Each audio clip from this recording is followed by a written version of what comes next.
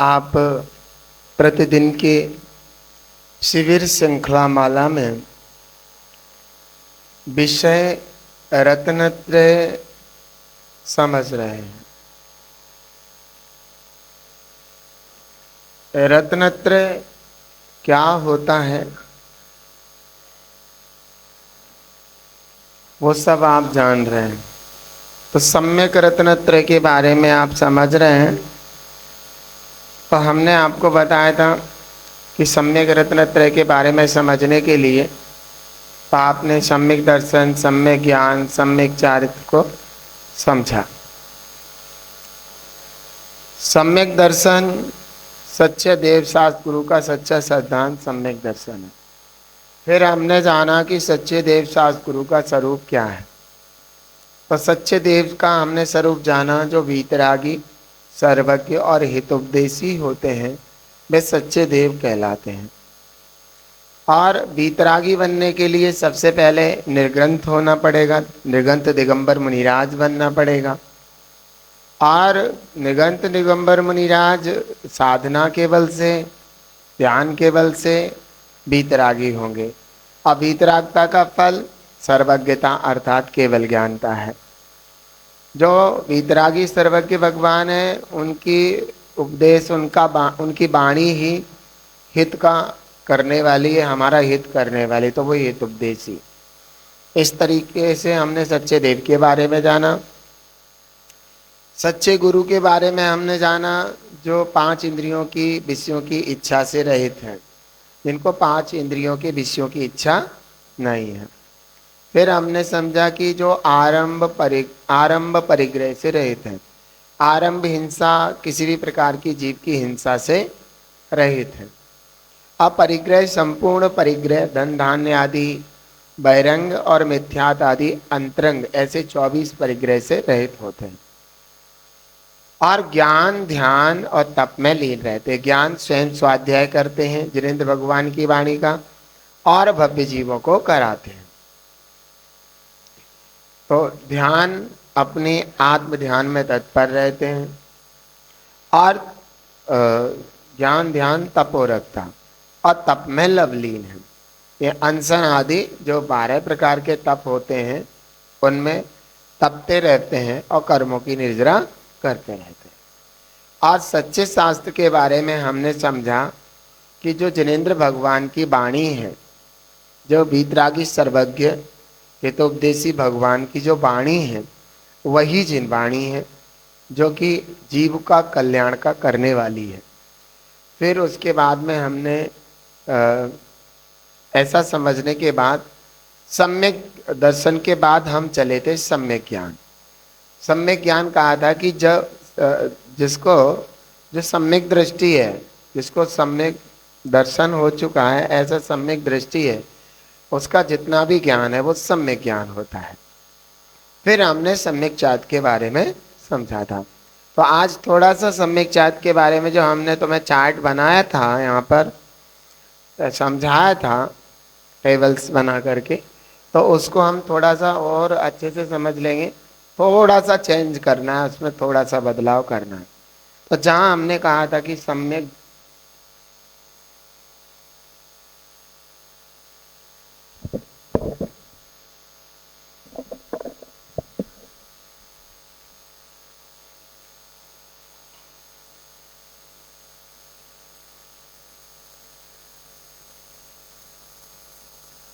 सम्यक चारित्र के बारे में बात चल रही थी।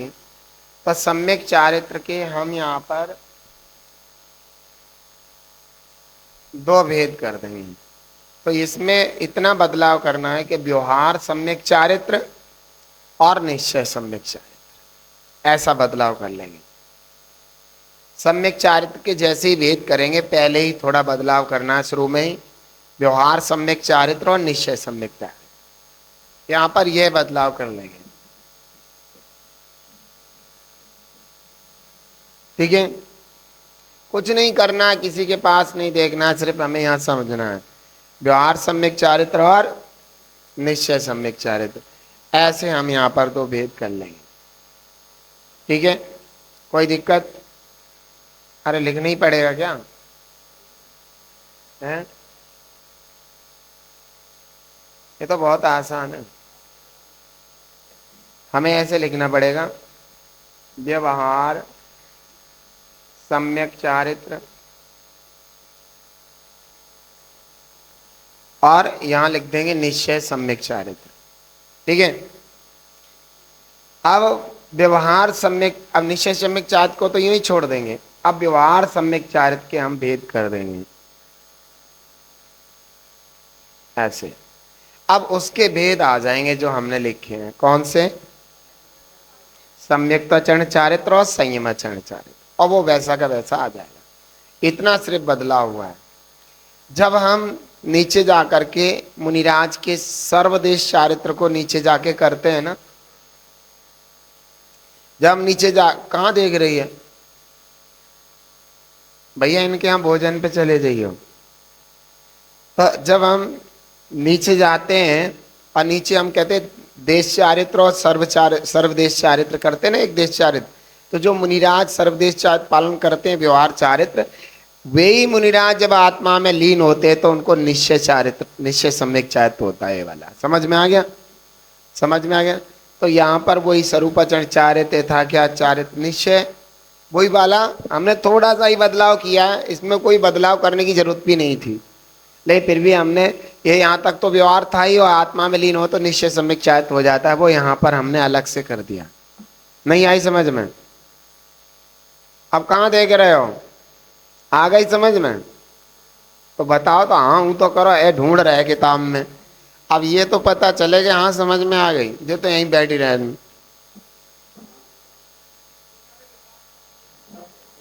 ये सब जितने भी थे वे व्यवहार सम्यक चारित्र के भेद थे। बस अंतर इतना है, जब मुनिराज अपनी आत्मा में लीन हो जाते हैं, समझ में आ गया? सारा ये किसके लिए है? ये जितना भी किया है किसके लिए है? आत्मा में लीनता के लिए। काय के लिए? काय के लिए? आत्मा में लीनता के लिए। जो जितना भी ये किया आत्मा में लीन होने के लिए किया। अंत में मुनिराज ने अपने आत्मा में डुबकी लगाई और निश्चय सम्यक चारित्र हो गया। अब इसको हम ऐसे करके देखें कि है निश्चय सम्यक चारित्र करुणा नियोग की अपेक्षा देखा जाए तो 10वें गुण स्थान के अंत में होता है, जिसे यथाख्यात चारित्र कहते हैं। वही चारित्र का नाम वीतरागता है? 11वें 12वें में यथाख्यात चारित्र जिसे बोलते हैं, जिसको वीतरागता, शुद्ध उपयोग, जिसके बल से ही जीव को सर्वज्ञता प्राप्त होती है। इसको भी मैं गुण स्थानों के माध्यम से, जब गुण स्थान का चैप्टर हमारे सामने आएगा तब हम वो सब कुछ बताएंगे। आप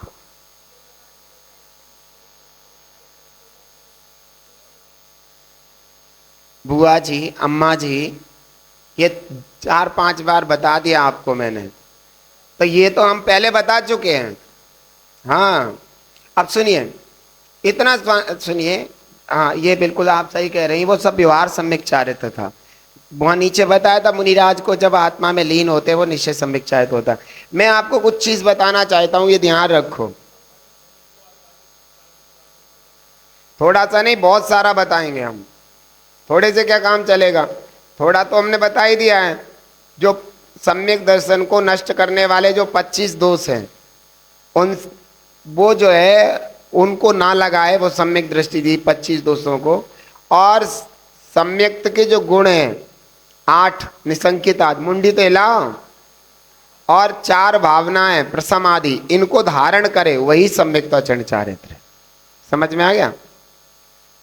अब देखिए सब इसमें निश्चय व्यवहार में समाया हुआ है। देखिए मैं आपको, ये व्यवहार है और ये निश्चय, ये व्यवहार है निश्चय। देखिए व्यवहार साधन है, निश्चय साध्य है। साधन के द्वारा हमें साध्य पर पहुंचना है।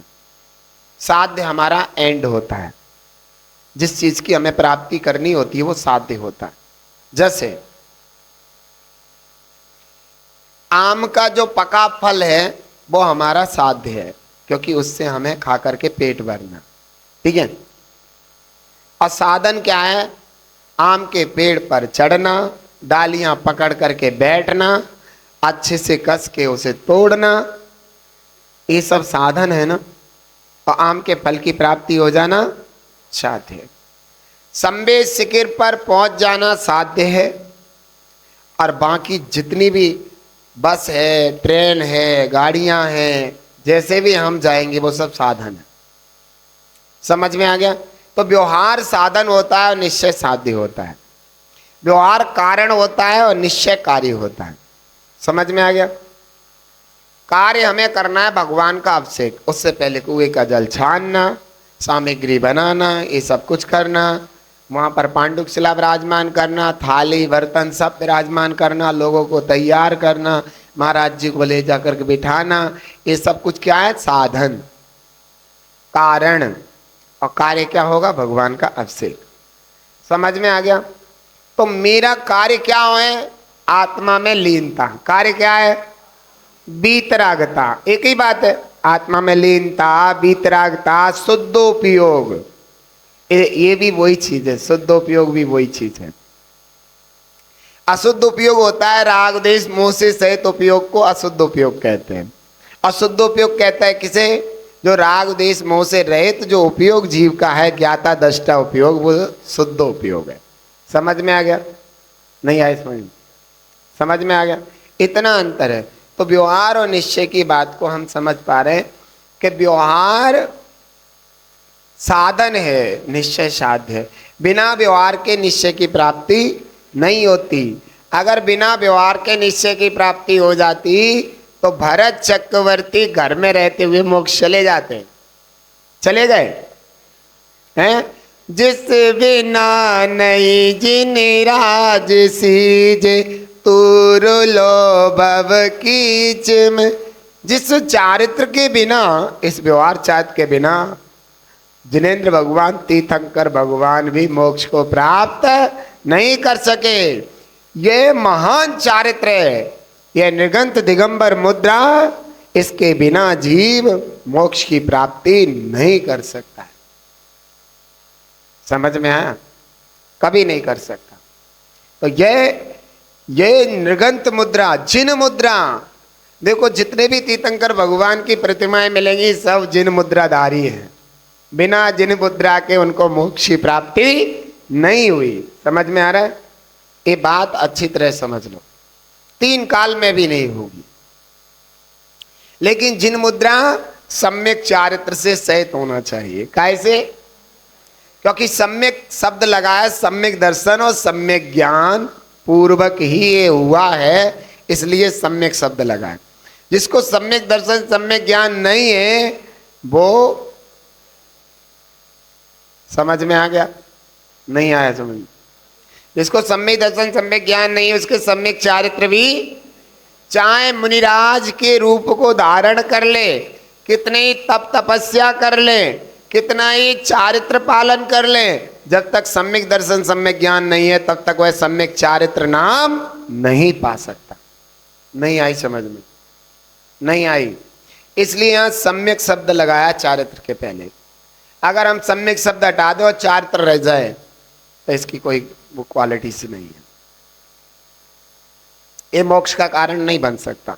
मोक्ष का कारण कब बनेगा? सम्यक दर्शन और सम्यक ज्ञान पूर्वक जो चारित्र धारण किया जाता है वही मोक्ष का कारण बनता है। कौन से? नहीं, व्यवहार चारित्र तो ये है, वो तो कर रहे हैं बस। पुण्य बंद करा सकते हैं, हिंसा नहीं करने के भी, कार्य किसी का मतलब बुरा नहीं करने के, तो उससे पुण्य बंद तो कर सकते हैं, 9वें ग्रेविक तक जा सकते हैं। अभव्य जीव दिगंबर मुनिराज की चर्या का पालन करके इतनी मंद कसाई हो जाता है अभव्य जीव कि वह कहाँ जा सकते हैं? 9वें ग्रेविक तक जा सकते हैं। बताओ, ये सिर्फ मिथ्या दृष्टि भी अगर दिगंबर मुनिराज की चर्या पालन करेगा तो ये सिर्फ जैन मुनिराज की चर्या में इतनी क्वालिटी है, आप बताइए। नहीं, वे नहीं जा सकते। सिर्फ दिगंबर मुनिराज की मिथ्या दृष्टि भी अगर चर्या पालन करता है निर्दोष तो 9वें ग्रेवी तक जा सकता है। इतनी पुण्यशालिनी निगंत मुद्रा होती है। आप देखिए, अगर वो सम्यक चार्ज से सहित हो तो फिर तो मोक्ष ही होगा। समझ में आया? मोक्ष के बिना और कुछ नहीं, सीधा मोक्ष होगा। इतनी महानता है जिन धर्म में, सबका बेनिफिट है, मिथ्या दृष्टि का, सम्यक दृष्टि का, यह सबका लाभ हो रहा है। नहीं आए? सब जीवों का भी लाभ होता है। जो पालन कर रहा है वो तो इस भाव से कर रहा है मेरे से किसी जीव की हिंसा ना हो जाए, तो वो अपना कर रहा है, और किसी जीव की हिंसा नहीं हो रही उनको भी अभयदान मिल रहा है। जिन धर्म में सबको लाभ है, क्या आप ध्यान रखना, जैन धर्म के, जैन मंदिर के ऊपर जो ध्वज है, ध्वज लगा हुआ था और कलश लगा हुआ होता है। अगर जिन मंदिर के ध्वज और कलश बिल्कुल आगम से सहित हैं तो उसका लाभ जैन और नॉन जैन सबको मिलता है। नहीं आए समझ में? जिन मंदिर का जो शिखर होता है उस पे जो कलश होता है और उसकी जो ध्वजा होती है वो ठीक है अगर, तो आसपास में जितने भी देखने वाले नॉन जैन और जैन जितने भी होते हैं उससे सबको लाभ होता है।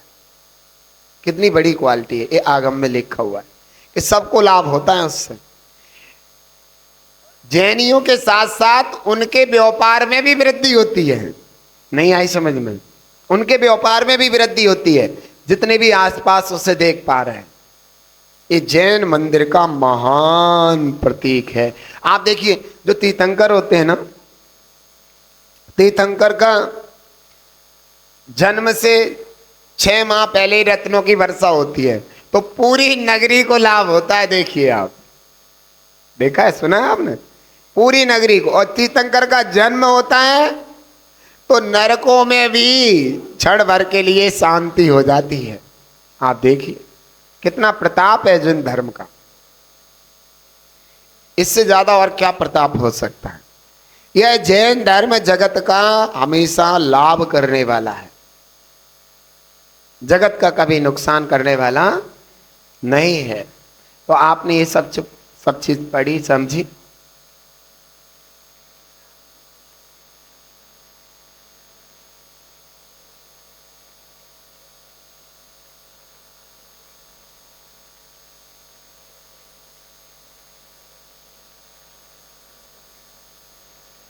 समझ में है? तो इस तरीके से हमने ये तार चली आई और ये हमने सब कुछ पढ़ा।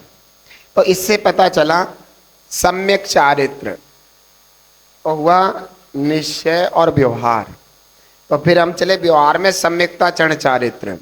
मैं आपसे पूछूंगा, जिसको सम्यकता चरण चारित्र नहीं है उसको संयमा चरण चारित्र हो सकता है क्या? प्रश्न है? जिसको सम्यकता चरण चारित्र नहीं है उसको संयमा चरण चारित्र हो सकता? क्यों नहीं होता? क्यों नहीं हो सकता? हैं?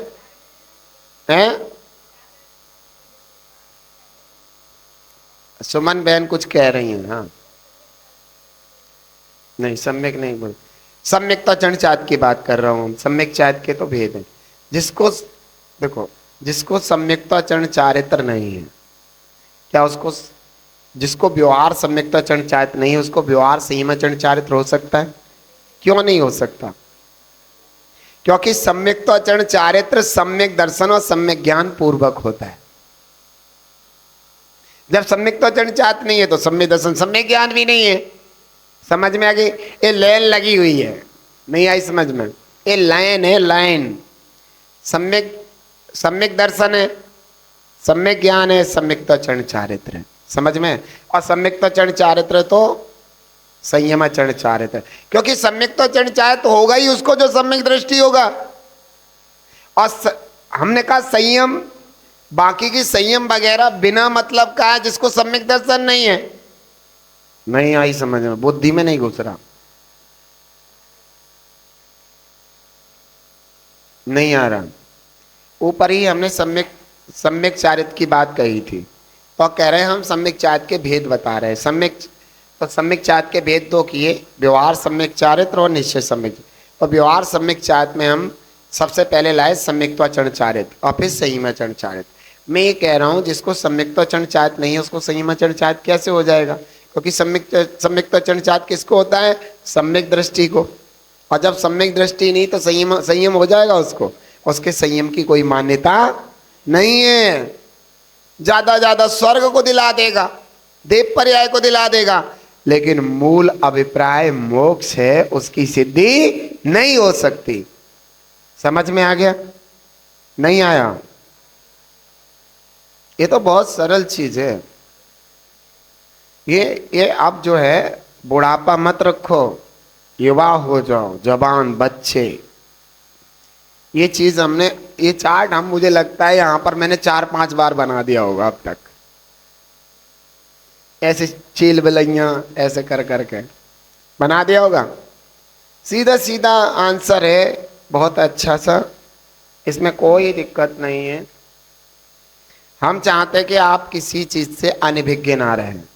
जो भी यहाँ पर हम पढ़ा रहे हैं वो तुम्हारे दिमाग में उतना जाना चाहिए, और जितना भी चला जाएगा वो बहुत होगा।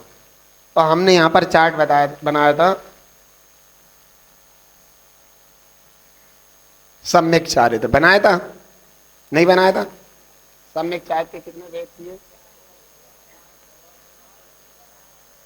व्यवहार सम्यक चारित्र, निश्चय सम्यक चारित्र। और व्यवहार को तो यही, वो निश्चय को तो यही छोड़ दिया था। व्यवहार के 2 भेद किए थे, कौन कौन से? सम्यकता चरण चारित्र और संयमा चरण चारित्र, ये थे। और संयमा चरण चारित्र के एक देश और सर्वदेश। अब ध्यान से समझना, सम्यकता चरण चारित्र, इसके 2 भेद होते हैं। सम्यक चार्ट के 2 भेद होते हैं, सम्यक तो चरण चारित्र। ये सारा का सारा सम्यक दृष्टि को ही होने वाला है, मिथ्या दृष्टि को नहीं होता है।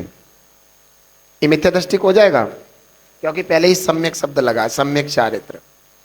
तो ये सम्यकता चरण चारित्र जिसके नहीं है उसके संयमा, जिसके सम्यक, ये देखो व्यवहार निश्चय है तो व्यवहार की बात तो आ गई।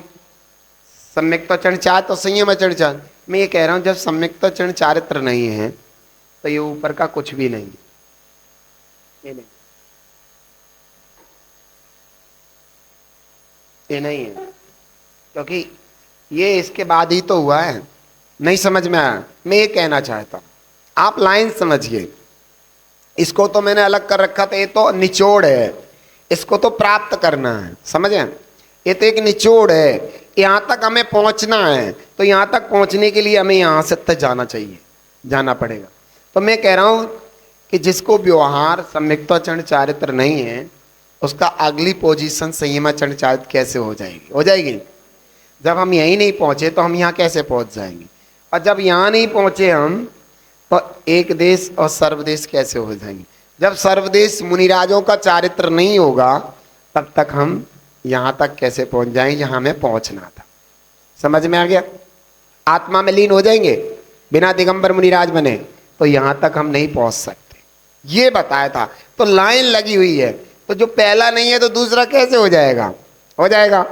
बताइए, बच्चे की उत्पत्ति के कारण माता पिता हैं, ये बेस होते ना। माता पिता नहीं तो बच्चे उत्पन्न हो जाएंगे? बताओ, हो जाएंगे? नहीं हो सकते। तो वो ही बेस होता है। चलो, अब माता पिता की उत्पत्ति के कारण दादा दादी हैं, तो मैं कहूं जिसके दादा दादी नहीं है, नहीं थे, जिसके दादा दादी थे ही नहीं कभी, उसके पोता हो सकता है क्या? हैं? पोता हो सकता है क्या? दादा दादी नहीं तो मम्मी पापा नहीं, मम्मी पापा नहीं तो पोता कहां से आएगा? समझ में आ गया? नहीं आया? तो जो पहले वाली चीज नहीं है तो अगली कैसे हो जाएगी? हो जाएगी क्या? क्योंकि इसके बिना ये नहीं है, और इसके बिना ये नहीं है, और इसके बिना ये नहीं है। समझ में आ गया? इतना ही समझाना था और कुछ नहीं समझाया। तो अब तक आपने क्या समझा? सम्यक दर्शन, सम्यक ज्ञान और सम्यक चारित्र। क्या समझा अब तक आपने? ये आपने अच्छे से समझा? समझा नहीं समझा? नहीं समझा। सम्यक दर्शन में क्या समझा था? बोलो, सम्यक दर्शन किसे कहते हैं? सच्चे देव शास्त्र गुरु का सच्चा श्रद्धान करना सम्यक दर्शन है। तो फिर सच्चे देव का स्वरूप क्या है?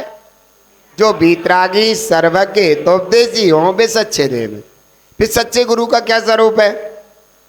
जो विषयों की इच्छाओं से रहित हो, जो 5 इंद्रियों की विषयों की इच्छाओं से रहित हो, आरंभ और परिग्रह से रहित हो, जो ज्ञान ध्यान तप में लवलीन रहते हो, वे सच्चे गुरु हैं। सच्चे शास्त्र में क्या हमने पढ़ा था? जो जिनेंद्र भगवान की सच्चे देव की जो वाणी है, जो सच्चे देव की वाणी है, वो सच्चे शास्त्र हैं। इतना हमने पढ़ लिया था। ये सब सम्यक दर्शन का प्रकरण था। सम्यक ज्ञान का प्रकरण क्या हुआ था कि जो सम्यक दृष्टि जीव होता है उसका जितना भी ज्ञान होता है वो सम्यक ज्ञान होता है। समझ में आ गया? फिर सम्यक चारित्र में हमने क्या पढ़ा था? ये सब कुछ पढ़ा था। सम्यक चारित्र में ये सब कुछ पढ़ा था मैंने कि सम्यक चारित्र के 2 भेद है, व्यवहार सम्यक चारित्र और निश्चय सम्यक चारित्र। और व्यवहार सम्यक चारित्र के हमने सम्यक्ताचरण चारित्र, संयमाचरण चारित्र, एक देश संयमाचरण चारित्र और फिर वे सर्वदेश संयमाचरण चारित्र वाले दिगंबर मुनिराज जब अपनी आत्मा में लीन होते तो उन्हें निश्चय सम्यक चारित्र प्राप्त होता है, जिसका नाम है वीतरागता। क्या है? वीतरागता। तो हम यहां तक आ गए थे और ये हमने सम्यक दर्शन, सम्यक ज्ञान, सम्यक चारित्र का प्रकरण हमने पूरा कर लिया था। कर लिया था नहीं कर लिया था?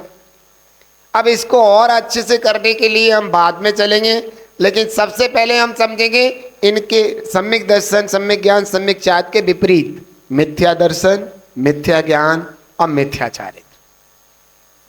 समझ गए? इन्हें भी तुम बिन जाने से दोष गुण को कैसे तजिए गई। जब तक गुण और दोषों की पहचान ना हो तो गुणों को कैसे ग्रहण करें और दोषों को कैसे त्याग करें। तो हम चलते हैं सीधे बिना विलंब किए।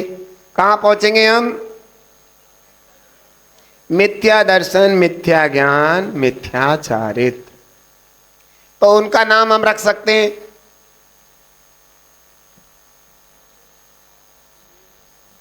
कुरत्नत्रय रख सकते हैं, मिथ्या रत्नत्रय भी रख सकते हैं, कुरत्नत्रय रख सकते हैं। विपरीत, अरे भाई रतन तो है ही, कुरतन भी तो होते हैं। कुरतन नहीं होते, नकली रतन, कांच के टुकड़े। जैसे कहते ना, कहते देखो दर्शन ज्ञान चारित्र तो होते हैं, लेकिन उनके आगे क्या लगा देते हैं? मिथ्या दर्शन, मिथ्या ज्ञान। लगाते नहीं लगाते? अवगुण है ना, तो कु माने कु शब्द अवगुण है। कहते धर्म और कुधर्म लगा सकते हैं ना। रत्नत्रय के आगे कु लगा दिया तो ये विपरीत हो गया। धर्म के आगे कु लगा दे तो कुधर्म हो जाएगा, अधर्म। धर्म अधर्म, धर्म कुधर्म बोलते नहीं है। तो मिथ्या धर्म, कु शब्द ही मिथ्या का द्योतक है, मिथ्या को कहने वाला है कु शब्द, है ना। अच्छा आदमी और बुरा आदमी, आदमी तो आदमी है, लेकिन जो कुछ अच्छे होते कुछ बुरे, तो सामने जो लगा दिया। तो रत्नत्रय, ये रत्नत्रय 2 प्रकार का हो सकता है, सम्यक रत्नत्रय और मिथ्या रत्नत्रय। रत्नत्रय में ताकत नहीं है, पहले वाले शब्दों में ताकत है। अच्छा आदमी, आदमी 2 प्रकार के होते हैं, अच्छा और बुरा। तो इसको हम कुरत्नत्रय कह दे तो क्या दिक्कत है? जब हम ज्ञान दर्शन ज्ञान चारित्र के आगे अगर हम मिथ्या लगा दें तो मिथ्या दर्शन ज्ञान चारित्र हो जाते हैं, और सम्यक लगा दे तो समझे धर्मी और विधर्मी। धर्मी लिखे तो धर्मात्मा और विधर्मी माने मिथ्या दृष्टि। समझ में आ गया? तो यहाँ पे हमने कु शब्द लगा दिया, इससे ही पता चल रहा है ये जो रत्नत्रय है मिथ्या है। कैसे हैं? अगर हम सु लगा दें तो सम्यक हो जाएंगे और कु लगा दे तो मिथ्या हो जाएंगे। तो इसमें कोई दिक्कत नहीं है। समझ में आ गया? अभिप्राय ठीक है और शब्द का अर्थ भी ठीक निकल रहा है।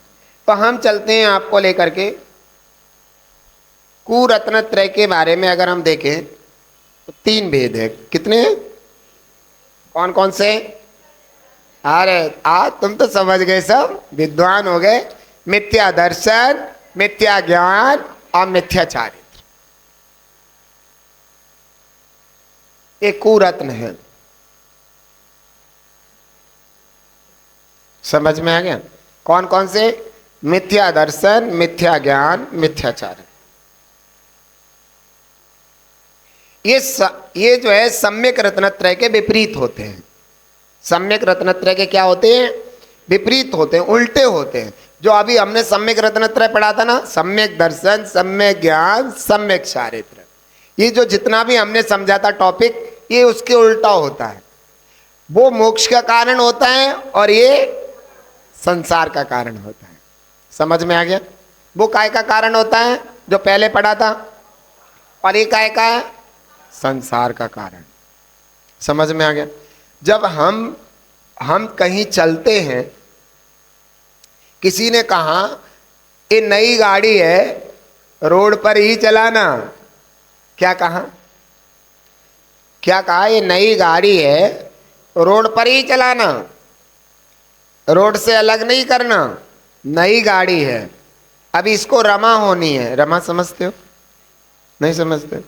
जब नई गाड़ी आती, तुम्हें जो चलाने वाला है उसे पता है, रमा कहते हैं जब नवी गाड़ी आती है तो उसको एक लेवल पर चलाया जाता है, एक धारा में, जिससे कि उसके पुर्जे वगैरह सही लेवल पर आ जाएं। अगर तुम उसको बहुत ही ज़्यादा तेज स्पीड में चलाओगे या लो में चलाओ तो दिक्कत आ सकती। तो उसे एक लेवल पर बहुत समय तक चलाया जाता है, उसे कहते हैं रमा होना। जो गाड़ी लेके आते उन्हें पता है। और जब वह रमा हो जाती है, फिर उसको आप कैसे भी हैंडल कीजिए। ऐसे ही होता है कि कुछ और गड़बड़ है? ऋषभ भाई तुम्हें ज़्यादा पता है, हर साल में, 2 साल में, 3 साल में नहीं लेके आ। समझ में आया? समझ गए? तो उसे कहते हैं एक लेवल पर चलाना, जिससे कि उसकी जो चलने की क्वालिटी है अच्छी हो जाए, है ना। कोई पुर्जे अगर ढीले वीले होने, फिर सर्विस में जल्दी से सही होकर के ठीक हो जाए गाड़ी। तो मैं कह रहा था, किसी ने कहा अपनी गाड़ी को रोड पर ही चलाना रमा के लिए, लेकिन एक बात और कही उसने, ब्रेकर से सावधान रहना। क्या कहा? तो इसका मतलब हो गया हाईवे पर चलाना। काय पे चलाना? अगर ब्रेकर वाली रोड पे चलाओगे तो बार बार आपको ब्रेक लगानी पड़ेगी, समझे? अब हैं क्या अलाइनमेंट, वो तो मैं नहीं जानता। समझ में आ गया? समझ में आ गया? तो काय पे चलाना? हाईवे पे, जो एक लेवल पर, उसमें लिखा होता है 40 की स्पीड से ही चलाना है, 60 की स्पीड से ही चलाना है, प्रत्येक वाहन को लिखा रहता है ना। तो एक लेवल पर गाड़ी चलेगी। चलो ये बातें क्या करना। तो मेरे कहने का मतलब है, जो हम कहना चाहते हैं, हम आपको यहाँ पर कुरत्नत्रय के बारे में बताना हाँ मैं बता रहा था ऐसे ही। तो दोष और निर्दोष, ये दोनों को समझना बहुत जरूरी है। अगर गाड़ी वाले ने दोष को नहीं समझाओ, गाड़ी को रोड पर चलाया और ढबा ढबा ढबा, तो गाड़ी खटारा बन जाएगी, नई गाड़ी बन जाएगी, जल्दी से उसके अंडर पंजर सब ढीले हो जाएंगे, खराब हो जाएगी वो। ऐसे ही क्या करना है हमको? दोष और निर्दोषता दोनों को जानना पड़ेगा, तभी जाकर के हम सच्चे मार्ग पर चल सकते हैं। नहीं हमारा क्या हो जाए? खटारा हो जाएगा। तो अभी हमने दो गुण जाने, निर्दोषता जानी, अब हम क्या जानेंगे? दोष। तो कुरत्नत्रय, दोष क्या है? इसके कितने वेद हैं? कौन कौन से? मिथ्या दर्शन, मिथ्या ज्ञान, अमिथ्या। तो अब हम इसको अच्छे से समझेंगे कि मिथ्या दर्शन, मिथ्या ज्ञान, मिथ्या चारित्र क्या होता है। बहुत अच्छे से समझेंगे। मिथ्या दर्शन, विपरीत मान्यता या विपरीत अभिप्राय का नाम मिथ्या दर्शन है। क्या है? मिथ्या दर्शन किसे कहते हैं?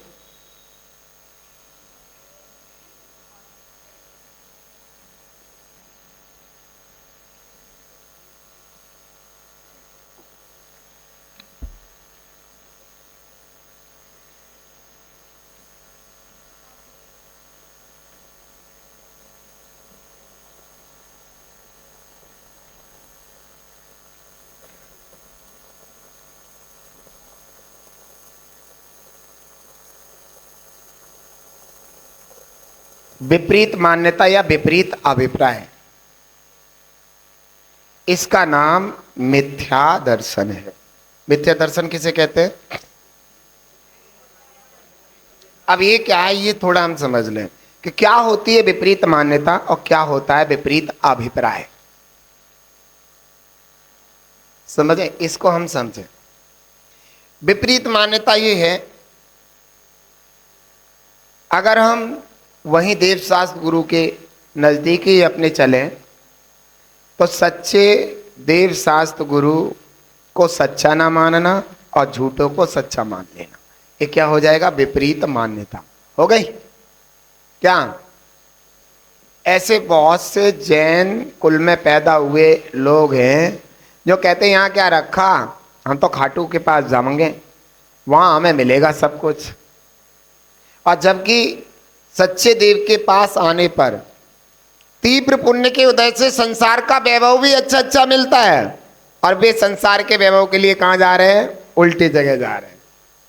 समझ में आ गया? तो ये क्या हो गया? विपरीत मान्यता। मान्यता विपरीत हो गई। चाहे सांसारिक सुख हो चाहे मोक्ष का सुख हो, दोनों कहाँ मिलेंगे? हाई लेवल के कहाँ मिलेंगे? दोनों जिन सच्चे देव के पूजन पाठ स्तुति से, सच्चे देव सागुरु की पूजन पाठ स्तुति से। लेकिन उसकी मान्यता विपरीत हो गई है।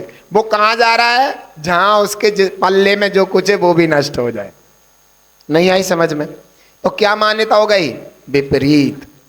विपरीत देव को सच्चे देव मान लिया, विपरीत गुरु को सच्चा गुरु मान लिया, और विपरीत शास्त्र को सच्चा शास्त्र मान लिया। तो क्या हो गया? विपरीत मान्यता। इसे मिथ्या दर्शन कहते हैं। नहीं आई समझ में? दुनिया के सबसे उत्कर्ष से उत्कर्ष जो सुख है संसार के, वो सब जिनेंद्र भगवान के चरणों के प्रसाद से प्राप्त होते हैं जीव को। आप रतनकंड शावकाचार्य के ग्रंथ के सम्यक दर्शन अधिकार को पढ़िए। उन्होंने ऐसा कर रखा पूरे अधिकार को, सब जो मिथ्या दृष्टि लोग हैं उनके झोपड़ी के, जो सर की झोपड़ी के तार ठीक कर रखे उन्होंने कहा दुनिया का सारा काम यही बनता है, तू कहाँ जा रहा है? संसार के सुख भी और मोक्ष सुख भी, दोनों सुख अगर कहीं प्राप्त होते हैं, देखो उसमें लिखा, मानतो गोस्वामी ने भी लिखा है भक्तामर स्तोत्र के आखिरी पद्य में, स्वर्ग और मोक्ष।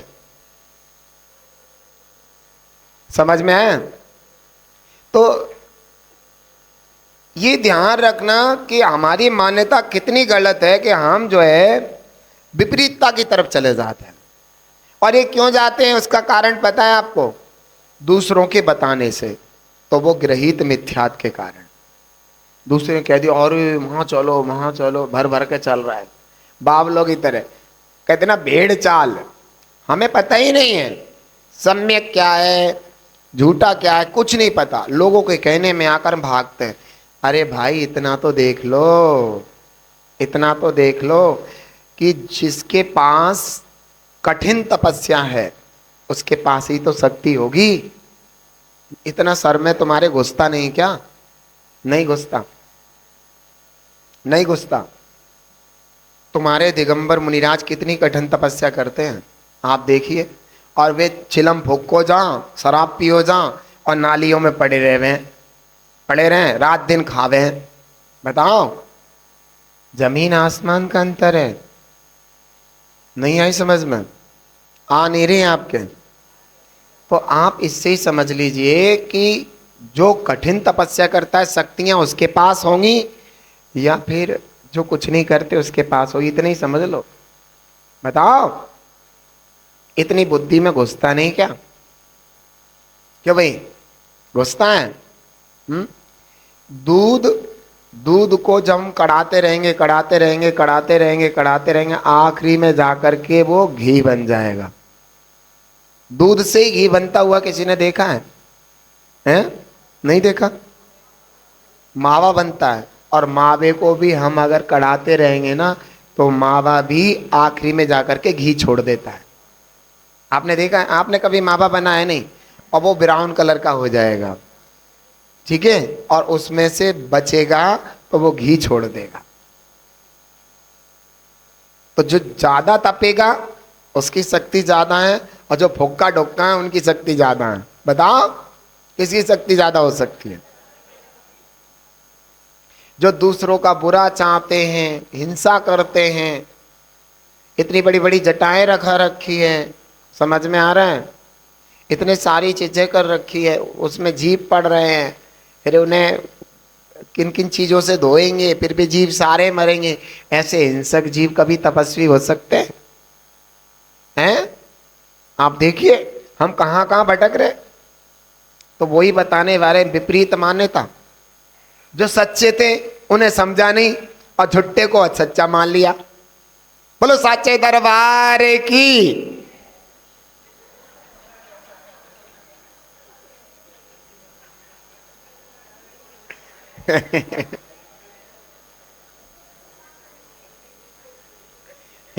ऐसे ही बोलते हैं ना? नहीं बोलते? नहीं बोलते। रात को आप समझ गए, रात को ढोल ढमक्के में चौपले पे टेंट लगा के सारी बात खोल दी तुमने। हम सोच रहे थे अंदर ही अंदर है। तो आप देखिए विपरीत मान्यता हो गई। उसे सांचा दरबार कह रहे हैं, और जो सच्चा दरबार है उसे समझ ही नहीं रहे हैं। तो विपरीत मान्यता का नाम क्या है? समझ गए? विपरीत मान्यता मिथ्या। विपरीत अभिप्राय, ये भी एक ही बात है। जैसे विपरीत मान्यता वैसे ही विपरीत अभिप्राय। समझ में आ गया? इसमें ये भी कह सकते हैं जैसे शरीर और आत्मा दो वस्तुएं हैं। ये शरीर है और मैं आत्मा हूं, ऐसे दो वस्तुएं हैं। शरीर को ही आत्मा मान लेना, समझ में आ रहा है? दो वस्तुएं ना मान करके एक ही मानना, शरीर ही आत्मा है, यही मैं हूं ऐसा मान लेना। शरीर ही मैं हूं ऐसा मान लेना विपरीत अभिप्राय होगा नहीं होगा? नहीं समझ में आया? जबकि दो वस्तुएं थी, एक ये शरीर पुद्गल और एक में आत्मा, ये दो वस्तुएं हैं। लेकिन शरीर को ही मैं स्वयं मान लिया, मैं शरीर हूं, तो कैसी अभिप्राय हो जाएगा? विपरीत अभिप्राय या विपरीत मान्यता हो जाएगी। इसका नाम क्या है? मिथ्या दर्शन। अब समझ में आ गया? मिथ्या दर्शन किसे कहते हैं? विपरीत मान्यता या विपरीत अभिप्राय का नाम मिथ्या दर्शन है। इसमें अगर आए प्रश्न कि मिथ्या दर्शन किसे कहते हैं, तो ये इनमें से कोई एक उसमें होगा, तीन ऑप्शन में से, और अदर्स ऑप्शन अलग होंगे। तो आपको किस पे लगाना है? या तो ये होगा या होगा, इन दोनों में से किसी एक पे लगा देना, एक ही होगा। आउट हो गया पेपर। बच्चों का तो 70 नंबर का आउट कर दिया मैंने। शाम को बच्चे आते हैं, उनके 70 नंबर का पेपर हो लगे पड़े हैं कि भाई लगे पड़े हैं कि घर में चिल्ला चिल्ला कहे मेरे तो इतने नंबर पक्के। अब जितना याद कर लिया, और महाराज ने बोला झूठ तो बोलेंगे नहीं क्यों भाई? तो बच्चे खुश हो रहे हैं, हमारे 70 नंबर महाराज ने करवा दिए। और उन्होंने 70 नंबर में क्या, एक जिनवाणी स्तुति और एक पंच परमेष्टि गान, ये 15-15 नंबर के, प्रभु पतित पावन 20 नंबर का, और दिन रात मेरे स्वामी 20 नंबर का इन्होंने याद कर लिए। इनके 70 नंबर हो गए। अब कितने बचे? 30, वो भी देखेंगे। बाकी 30 में है, कोई 5 का है, कोई 10 का है। तो इस तरीके से उनका कोर्स पूरा हो जाएगा। इस बहाने बच्चे स्तुतियां याद कर रहे हैं। दिन रात मेरे स्वामी तो बहुत ही सुंदर स्तुति, वो है समाधि भावना, पढ़ते ही रोम रोम रोमांचित हो जाते हैं और बच्चों को याद हो जाएंगे। कभी उनकी दादी दादाजी अंत समय में होंगे तो सुना तो देंगे, मोबाइल नहीं निकाल लेके देखे मोबाइल में समाधि भावना कहाँ लिखी। तो वो ऐसा कर सकते। बहुत ही अच्छा है कि बच्चों में इस तरीके के संस्कार आ जाए उनका जीवन। कल मैंने बच्चों को गारंटी से बताया था कि जो बच्चा जिनेंद्र भगवान की स्तुतियां वगैरह याद कर लेता है और भक्ति से पढ़ता है, वो गारंटेड माइंड से शार्प होगा, ये गारंटी है। आप लोगों से भी मैं कहता हूँ, अपने बच्चों को स्तुतियां याद कराइए भगवान की। उसमें जिनेंद्र भगवान का कई बार नाम आता है, गुण आता है। जो जिनेंद्र भगवान के नाम और गुणों का स्मरण करें, उनकी बुद्धि तेज ना हो, ऐसा हो सकता है? नहीं हो सकता, होगी होगी। तो इसलिए ध्यान रखें। हम क्या करते हैं, अरे बच्चे पे पढ़ाई का बहुत बोझ है, पढ़ाई पे ढेचू के ढेचू ही रह जा, ना तुम्हारे लायक रहते ना अपने लायक रहते। नहीं, वास्तव में आपके लायक भी नहीं रहते, उनकी नैतिकता भी नहीं आती, अपने माँ बाप आदि को कुछ नहीं समझते। आप देखिए ना बोलते, फिर तुम आओगे यहाँ महाराज आशीर्वाद दे दे, हमारी बात ना है सुन तो ही, हम सुनाएंगे उसे बात। प्यार तो देते नहीं, बात सल तो देते नहीं, और तक कुकू कुकू कान में लगी रही। अब वो डिस्टर्ब हो जाए तो मेरी माँ तो पागल करार देते, तो मेरी माँ पागल हो गई है क्या? मेरी माँ पागल हो गई है, ये पागल करार दे देते बच्चे। सबसे कह देते ये तो इनका तो काम ही है। कोई कहे तेरी माँ तो चिल्ला रही, अरे भैया छोड़, उसका तो काम ही है, वो तो चिल्लाती रहे। तो हमें हर समय बच्चों पर नहीं। बच्चे कभी बड़े हो सकते हैं क्या? हैं? हो जाएंगे। अगर बच्चे बड़े हो जाएं तो उन्हें बच्चे कौन कहेगा? बच्चे, तुम जब बच्चे थे तुम बहुत शार्प थे, बहुत अच्छे थे सारे। तुम्हारी कथनी अपनी माँ से पूछो कैसे कैसे पाला है तुम्हें, हैं? इधर को चलावे थे, इधर भागो थे। अब उसमें हम भी हैं, ऐसी बात नहीं है। हम कौन से बच जाएंगे, हम भी हैं। लेकिन हम सोचे कि बच्चों की बुद्धि हमारी जैसी हो जाए, कभी नहीं हो सकती। कुछ बच्चों के काम ऐसे होते हैं जिसपे बच्चों को माफ किया जाता है, चा चा चा चा नहीं करा जाता। बेटा कोई नहीं, आगे से ध्यान करना है। देखो आपने गलत किया ना, आप कांच के गिलास के खेल रहे थे, कल ही पापा लाए हैं 5,000 रुपए का, आपसे टूट गया। लेकिन कोई बात नहीं, आगे से ध्यान रखना, ये अच्छी बात नहीं है। 5,000 रुपए गए, अब पता है वो 5,000 रुपए कहाँ से आएंगे? तुम्हारे लिए पापा अच्छी चीज़ लाते, खेलने की कोई चीज़ लाते, अब वो नहीं लाएंगे। आपने इसको तोड़ दिया क्योंकि इसे पहले लाएंगे। हाँ, तो आगे से ध्यान रखो, कोई चीज़ मत तोड़ो जिससे कि तुम्हारे लिए नई नई चीज़ आती रहे। ऐसे समझाना पड़ता है। अरे तोड़ दिया तोड़ दिया, शरारत करता रहता, और रिश्तेदार आएंगे बहुत ही उद्यमी है, बदतमीज हो रहा है। एक बार बताओ, हम कहें ये फलान औरत बहुत बदतमीज है, पागल औरत है, ऐसे में बोलूं सबके सामने, ईमानदारी से लगाना, अपने दिल में कैसा लगेगा? जब इतने बुढ़ों को दिल में महसूस हो गए तो बच्चों को तो अज्ञानी महसूस होता ही है। महाराज जी के सामने आकर के बच्चों की कभी बुराई मत करो, अलग से कह दो कान में, महाराज जी थोड़ा सा ये हो रहा है डिस्टर्ब, मैं लाऊं तो देख लेना। और जब महाराज जी के पास लाओ तो ये और कह दो, महाराज जी काफी कामों में बहुत ही होशियार है, ऐसे कह के छोड़ दो। उसको अच्छा लगेगा मेरे महाराज जी के सामने बड़ाई की गई। फिर बाकी महाराज जी का काम है, वो अपने आप हैंडल कर लेंगे। बेटा आपने ऐसा किया क्या? अपने आप बता देता। बच्चे कोई झूठ नहीं बोलते, महाराज के पास आकर के पता नहीं क्या जादू करते हैं। कुछ नहीं, सीधा सीधा बोलते हैं, अनर्गल नहीं बोलते, सीधा सीधा बोलते, पूछते हैं और बच्चे हाँ हाँ। बच्चों को पता है भगवान है, बड़े हैं, इनके पास झूठ बोलेंगे पाप लगेगा। बाय चांस झूठ बोल भी दें तो बाद में कह दें मैंने झूठ बोला था। ऐसे होता है। या तो चारित्र का फर्क पड़ता हो, पता नहीं किसका। मैंने खुद देखा है, माँ बाप के सामने ना बोले और मैं पूछूं तो हाँ हाँ हाँ हाँ हाँ ही करते चलते जाते हैं। कितने ही बड़े बच्चे हों, बड़े बच्चे मायाचारी होते हैं, किसी को बताते नहीं, और मैं पूछूं बेटा तुमने ऐसा करते हो, ऐसा किया? मुझे लगता है बारिश हो रही है, बारिश की आवाज है ना? वे बारिश हो रही, देखो बारिश ही है। तो बारिश देखो कितना, ऐसे समय में बारिश है, अब तो पता चल गया। चलो कोई नहीं, जो भी हो रही है उसका काम है, हमारा काम पढ़ना है, समझ गए? तो बात चली विपरीत अभिप्राय विपरीत मान्यता, समझ में आ गया? ये सब चीजें हमने अच्छे से समझी। अभी हमने क्या समझा था? मिथ्या दर्शन। अब क्या समझेंगे? मिथ्या ज्ञान। मिथ्या ज्ञान समझेंगे। अब मिथ्या ज्ञान को थोड़ा समझने का प्रयास करेंगे। डिफिकल्ट है, डिफिकल्ट नहीं है, कठिन भी है, कठिन भी नहीं है। तो चलेंगे, छोटे से पॉइंट आएंगे, उनको समझना है। अच्छा, जहां हमने कहा था कि विपरीत अभिप्राय या विपरीत मान्यता का नाम मिथ्या दर्शन है, तो वहां हम ये भी कह सकते हैं सम्यक मान्यता और सम्यक अभिप्राय का नाम सम्यक दर्शन है। नहीं समझ में आया? जहां हमने कहा विपरीत मान्यता और विपरीत अभिप्राय का नाम क्या है?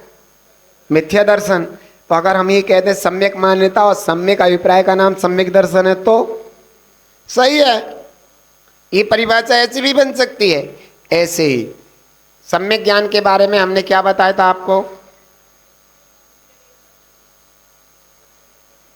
जैसा है वैसा ही जानना।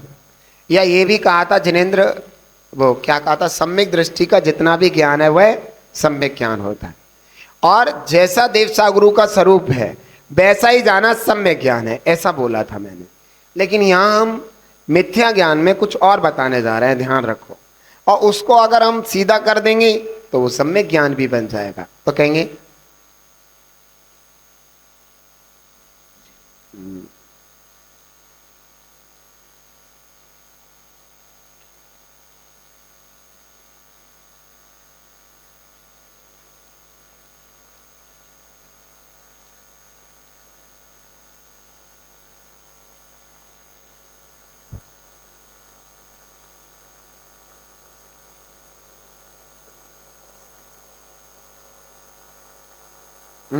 अब चलेंगे संशय। संशय का सा कौन सा आता बता देना। पहले वाला बदलेगा।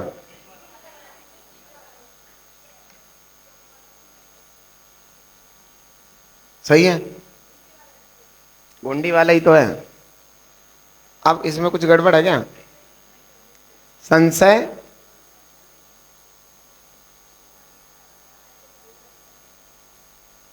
विपरीत, अरे कोई बानी, अभिप्राय तो अच्छा ही है। और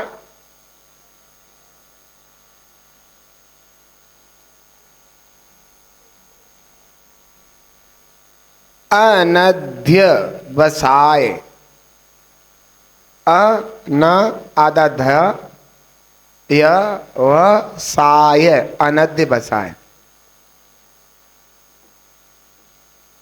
संशय विपर्य अनध्य बसाय से जो सहित है वह क्या है? मिथ्या ज्ञान। जिस ज्ञान में संशय हो, विपरीत हो, विपरीतता हो, और अनध्य बसाय का मतलब समझ लेना अज्ञानता।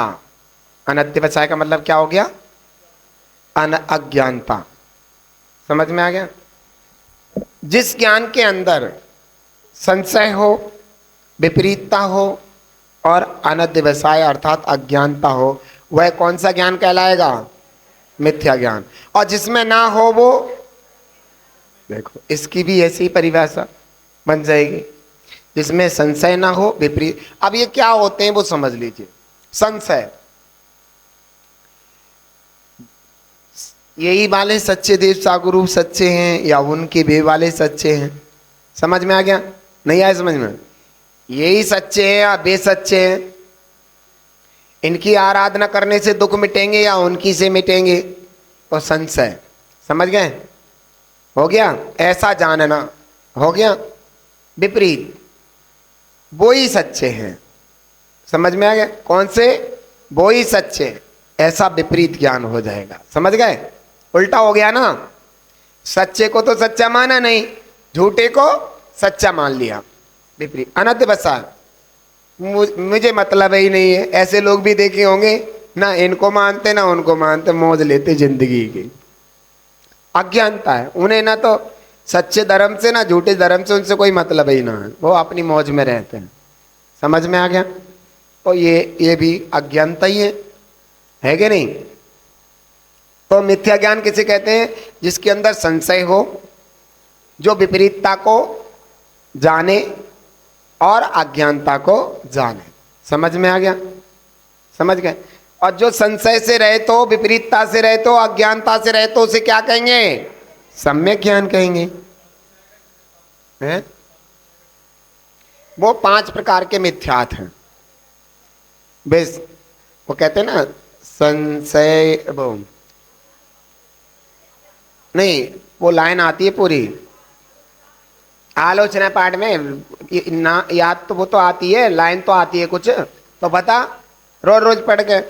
विपरीत एकांत विनय के, संशय अज्ञान कुनय के, बसे होए घोरे आगे कीने, बचते नहीं जाए कहीं। आप पढ़ के पढ़ गई। आलोचना में वो तो मुझे ही पता है, आलोचना में आती क्या है? ये बहुत, ये क्या है तुम्हारे दिमाग में? वैसे पढ़ते रहते हो और एक भी पूजा की लाइन पूछे तो कोई बताता नहीं ढंग से। क्या पढ़ते हो? यही समझ में नहीं आता। तो जिस ज्ञान के अंदर संशय हो, ये सही है या ये सही है, तो वो कौन सा ज्ञान होगा? मिथ्या ज्ञान। जिस ज्ञान के अंदर विपरीत माने, विपरीतता को जाने कि वो ही सही है, मिथ्या ही सही है, कुगुरु कुदेव कुशास्त्री ही सही है, ऐसा विपरीत मान ले, जान ले, तो कौन सा ज्ञान हो जाएगा? और जिसको पता ही ना हो सम्यक के बारे में भी और विपरीतता के बारे में भी, तो वो कौन होगा? मिथ्या ज्ञान। और इनसे जो रहित होता है वो क्या होता है? सम्यक ज्ञान, जिसमें ना संशय हो, ना विपरीतता हो, ना अनध्यवसाय अर्थात अज्ञानता ना हो। आज हमने आपको इतना बताया कि ध्यान रखना, इसमें से भी कुछ आ सकता है। क्वेश्चन 5 ही आएंगे, 6ठा क्वेश्चन नहीं आएगा, लेकिन देखते हैं उनमें से कौन सा क्वेश्चन होगा। आ सकता है इसमें से भी, तो ये भी हम ध्यान रखें। हे जिनवाणी भारती